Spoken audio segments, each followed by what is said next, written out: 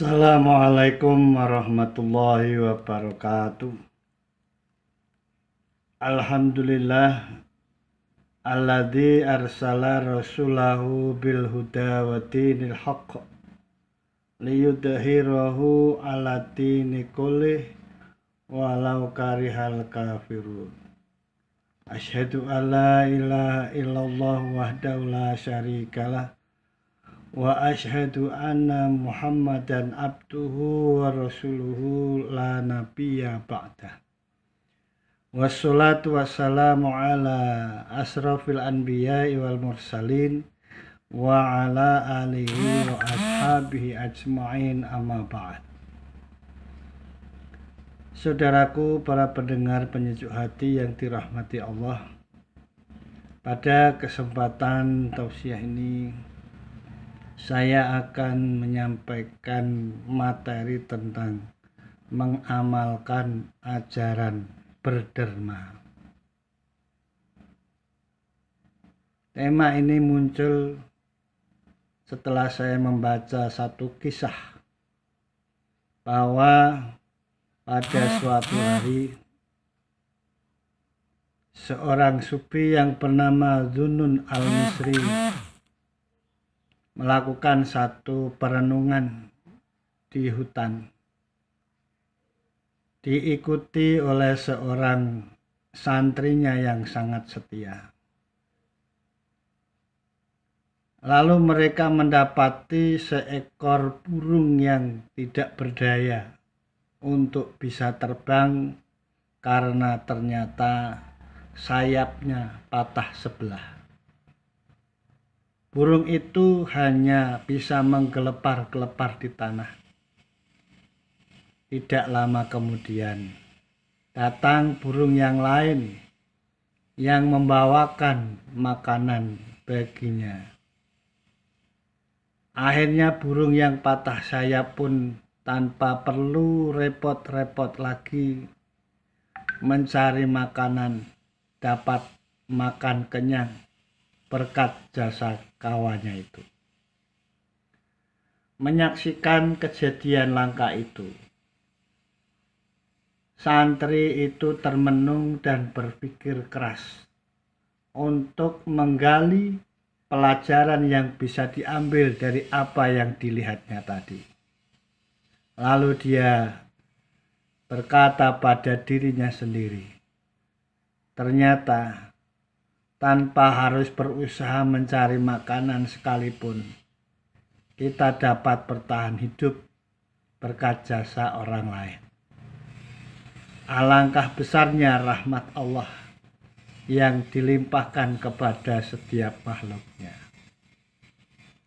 Demikian yang dikatakan oleh sang santri itu. Maka sebagai waliullah, Zunnun al-Misri pun kemudian merasakan apa yang direnungkan oleh santrinya. Beliau pun lalu berkata kepada santrinya, "Wahai santriku, seharusnya kamu tidak berpikir menjadi burung yang patah sayap itu.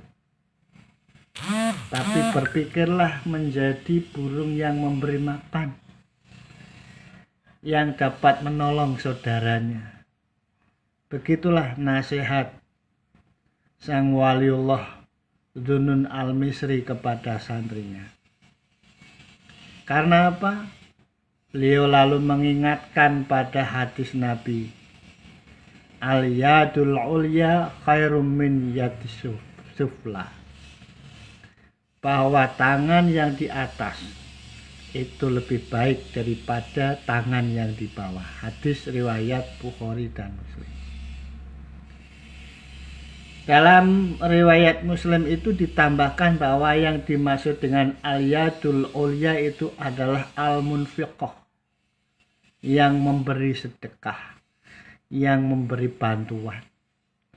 Sedangkan al-yadus sufla itu disebut as-sailah, yaitu peminta atau yang menerima pemberian orang lain. Begitulah ajaran Islam.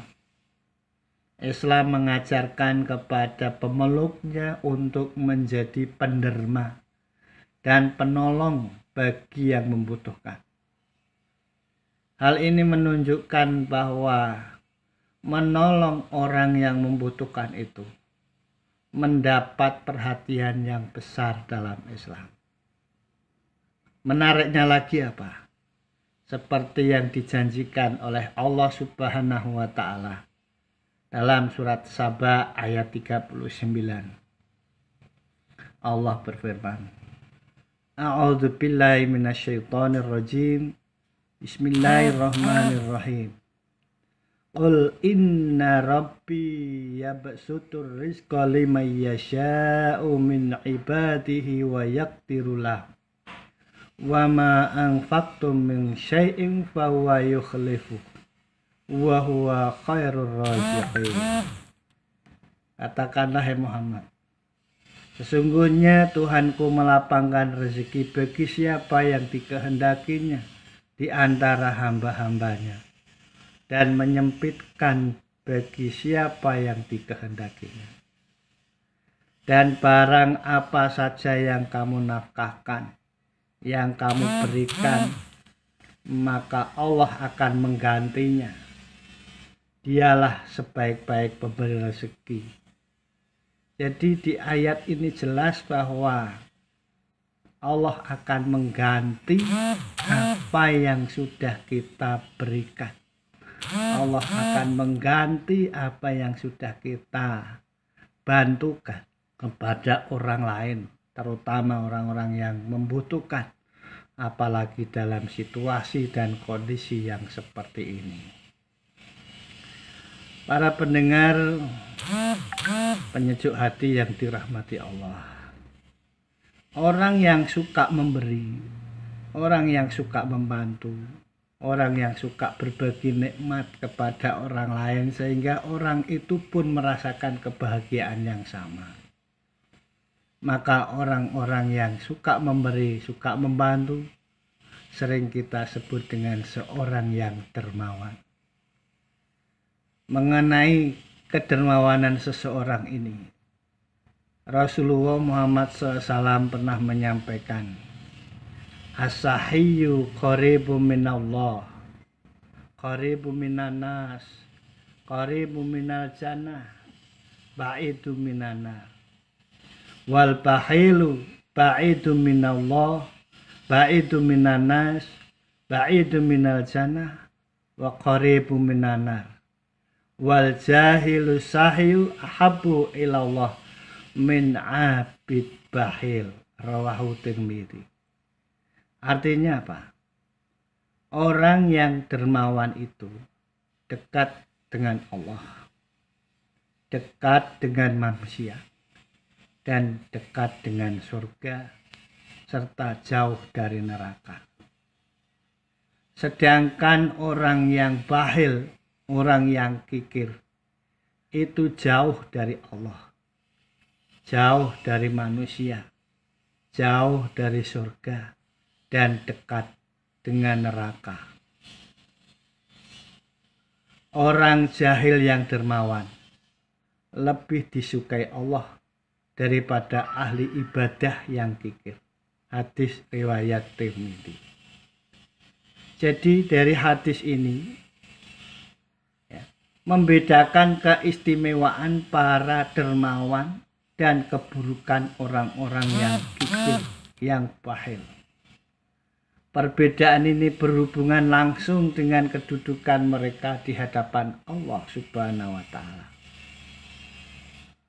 Secara tersirat hadis itu mengandung perintah kepada kita agar kita menjadi orang yang dermawan dan jangan menjadi orang yang kikir.